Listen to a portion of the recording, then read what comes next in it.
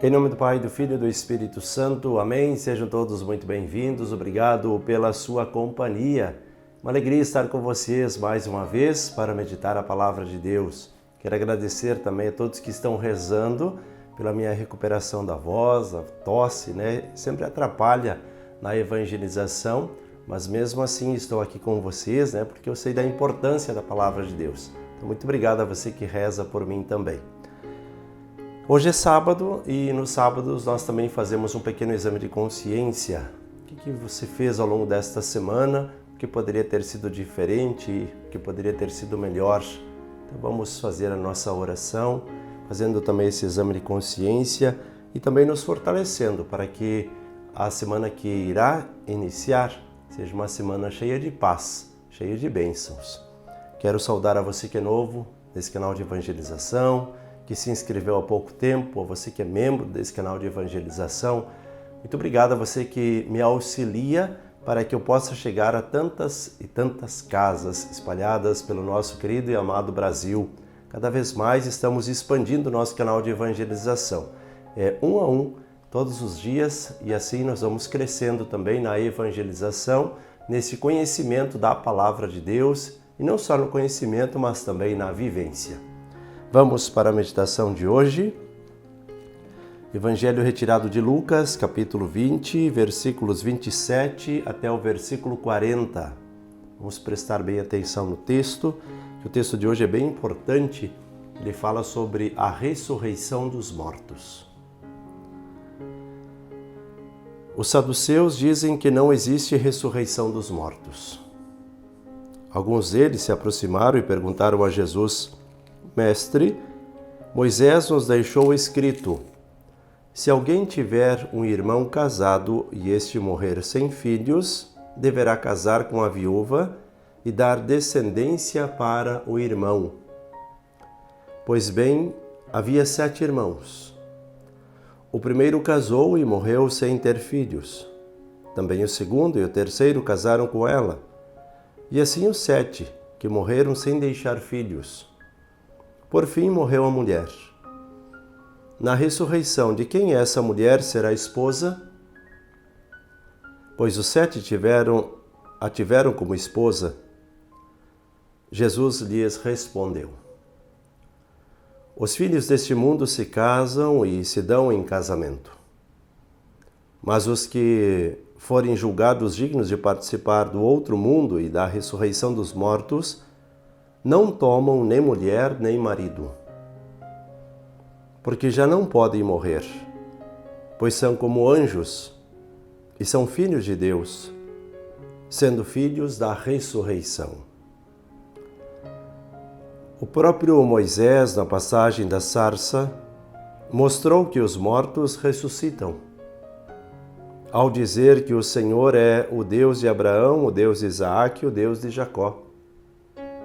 Ora, se ele não é Deus de mortos, mas sim de vivos, por que para Deus todos vivem? Alguns doutores da lei tomaram a palavra e disseram: Mestre, falaste bem.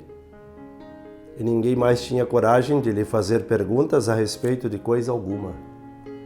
Palavra da salvação, glória a vós, Senhor. Vamos juntos meditar a palavra deste dia. Irmãos e irmãs, o tema da ressurreição ele é bastante complexo para a meditação, porque muitas vezes nos falta uma compreensão mais aprofundada do tema. Nós não podemos ficar misturando espiritualidade com espiritualismo.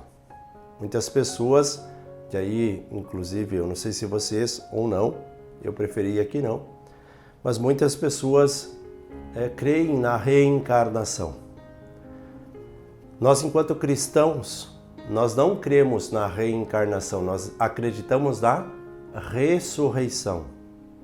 Por quê? Porque Jesus morreu pelos nossos pecados e assim ressuscitou para que no fim desta vida nós possamos ressuscitar com Ele. Então, se você crê em Jesus, você precisa acreditar na ressurreição. Se Jesus é o teu Salvador, então você vai dizer que você crê na ressurreição e não na reencarnação. Porque se Jesus não é o teu Salvador, você acaba sendo salvador de você mesmo. Por isso a necessidade do retorno. Se você tem Jesus como teu Salvador, então é Ele que te resgata. Não é você que vem para se justificar e assim vai melhorando até alcançar a salvação, porque daí você seria salvador da sua própria vida. Consegue entender?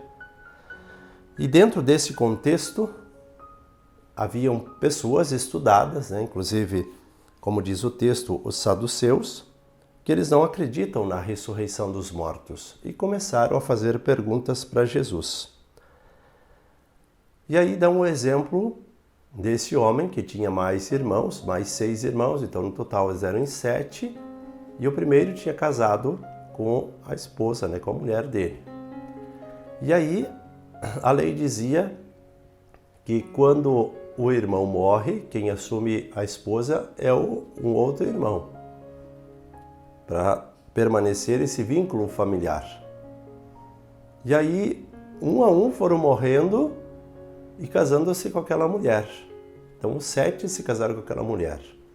E aí o questionamento, na ressurreição, quem vai ficar com essa mulher porque todos se casaram com ela? E aí que vem o entendimento. Quando nós ressuscitamos, nós saímos desta dimensão terrena e nós assumimos a dimensão celeste. Jesus diz, serão como que anjos.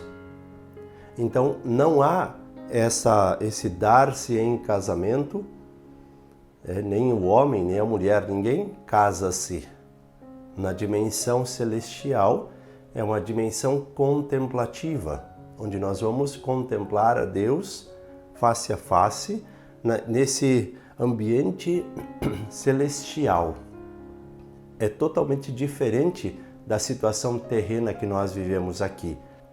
Nós mesmos e também procurando essa purificação constante. Na dimensão celestial, já não há mais necessidade desta purificação e não há a necessidade de estarmos em comunhão um com o outro, mas com Deus. Então, muitos místicos falam inclusive das núpcias matrimoniais, as núpcias do Cordeiro, falando sobre esse casamento, esse enamoramento com Deus. Então, é uma dimensão totalmente diferente da dimensão terrena. E é por isso que nós precisamos desse esforço, dessa purificação, para que nós possamos ser dignos. Porque Jesus já entregou a sua vida por nós. Jesus já nos ensinou o caminho da ressurreição. O que nós precisamos fazer é nos deixar resgatar por Ele. Aí você poderia dizer, então a ressurreição para nós é garantida? E a resposta é sim. Porém, se nós deturparmos a nossa vida, se nós abraçarmos a vida de pecado ao invés da vida de santidade, isso que nós já ganhamos, nós vamos acabar perdendo. Mas não por vontade de Deus, mas por escolha nossa. Nós vamos escolher estar distante de Deus. Deus quer que a gente esteja perto dele, mas nem sempre nós queremos estar perto de Deus. E é isso que precisa ser pensado, é isso que precisa ser colocado como projeto de vida. Afinal, eu quero ou não quero estar perto de Deus? E a partir daí, você determina as suas ações.